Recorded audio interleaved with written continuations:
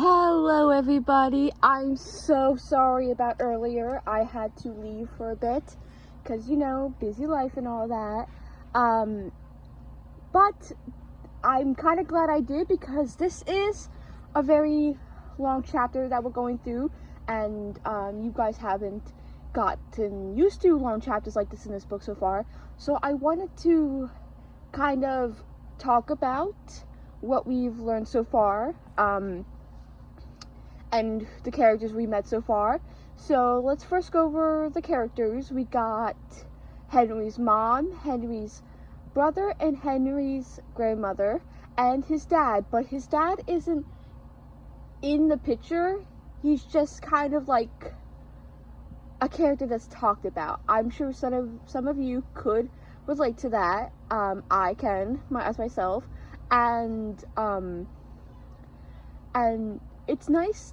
Okay, it's not nice because, the family is clearly kind of dysfunctional, or at least looks that way on the surface, but it's kind of nice to see a family that isn't perfect in a book, because, when you're reading a book, you got those families that seem kind of unrealistic, and this family is not like that. You have a mom who acts like any single parent does.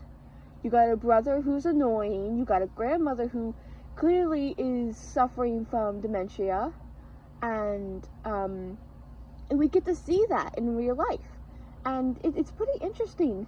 I like to think that it is, and the other characters we get to see so far are, two of the bigger characters we get to see so far are Marcus and his teacher. Now, Marcus is going to be a very big character throughout the book. I'm going to tell you that right now. I mean, so is the teacher, but not as much as Marcus is, because Marcus just plays a really big part. I don't want to spoil it, but I'm just going to say that right now. He does play a big part, and we'll get to see that later on. And I'm sure you all can relate to, well, not all of you, but I'm sure some of you could relate to being bullied in school. But another thing I wanted to talk about is what we learned so far. So we learned that Henry has always kind of been this outcast of a character. He clearly suffered from something when he was younger that caused his father to kind of ignore him a bit. He clearly has the whole slugger thing going on with him that made people distance themselves from him. His brother made his high school years absolutely horrible by just telling them about the alien thing.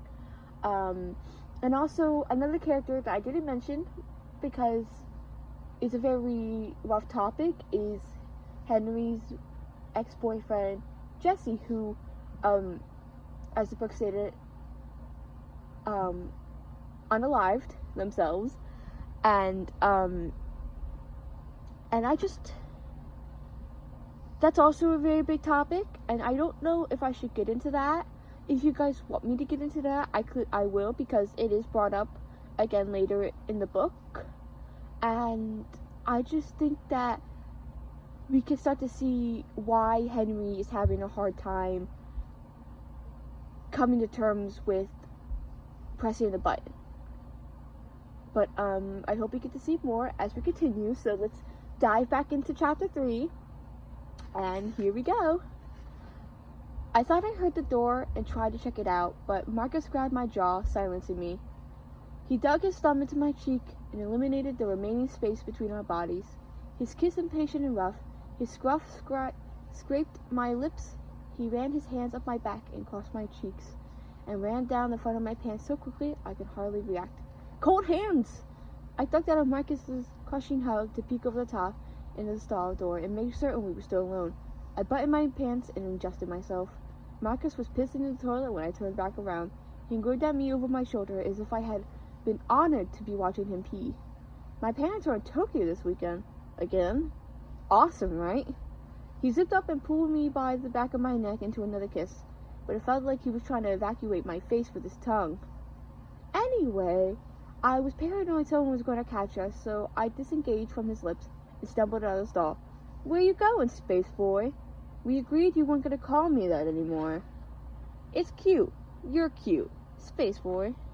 We stood at the sinks and both admired Marcus's reflection in the mirror. His smooth olive skin and aquiline nose combined with his dimples and muscles to make him unbearably handsome. Worse still, he knows it. Then there's me, round cheeks, big lips, and an angry zit on the side of my nose that resigned all attempts at eradication.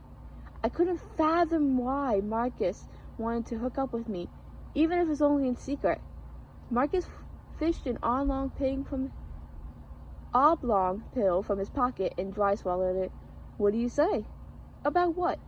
Staying at my house this weekend. I don't know. My mom expects me to look after my grandma, and you're lost, Spaceboy. He smacked my ass so hard I could only feel the welt rising.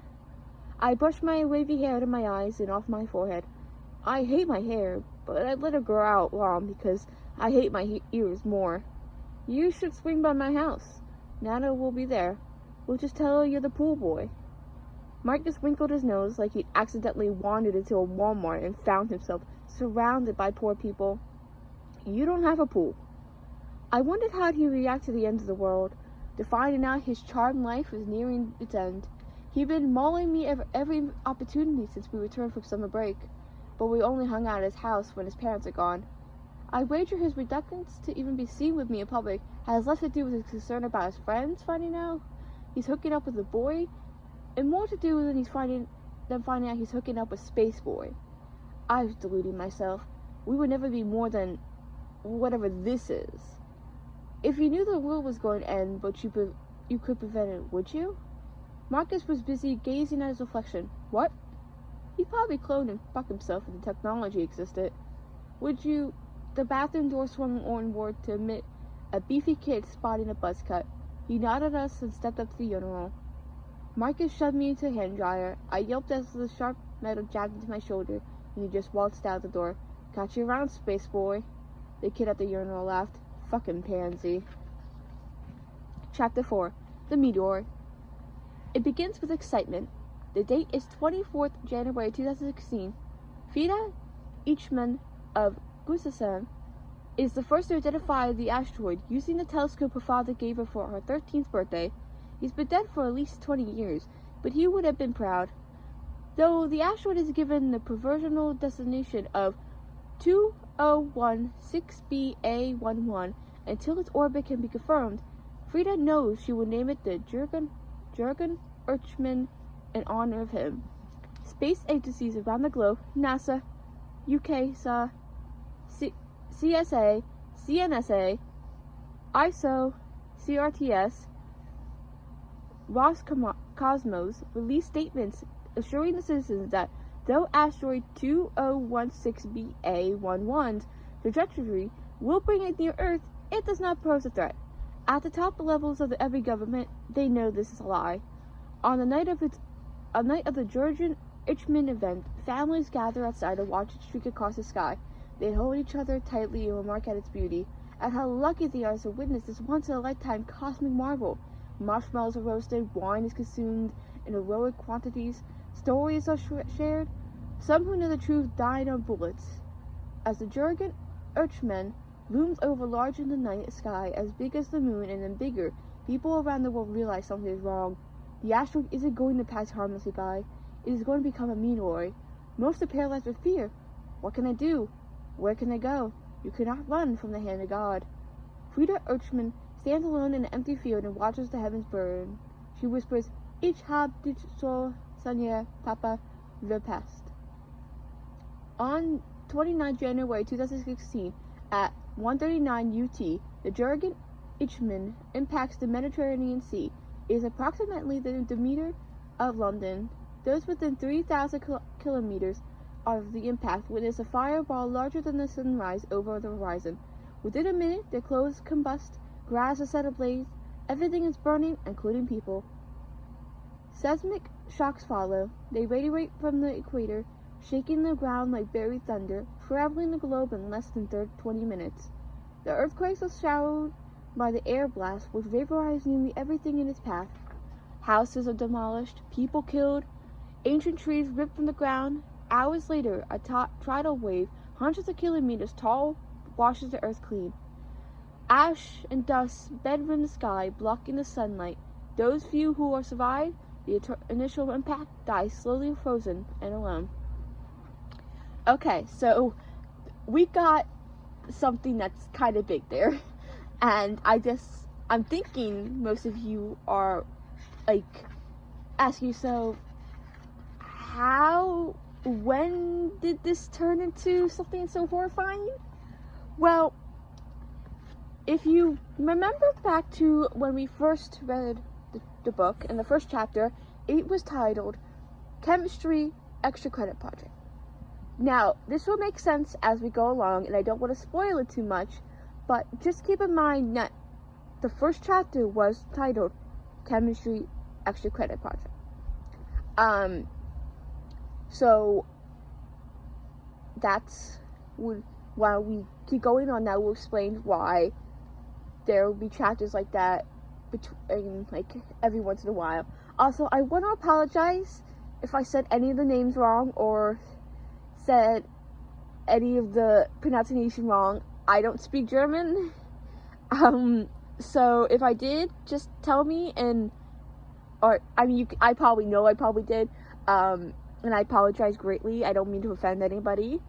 But going back to the last of the third chapter, we get another sense of Marcus's and Henry's relationship. Now, you could probably tell that it's a very toxic one.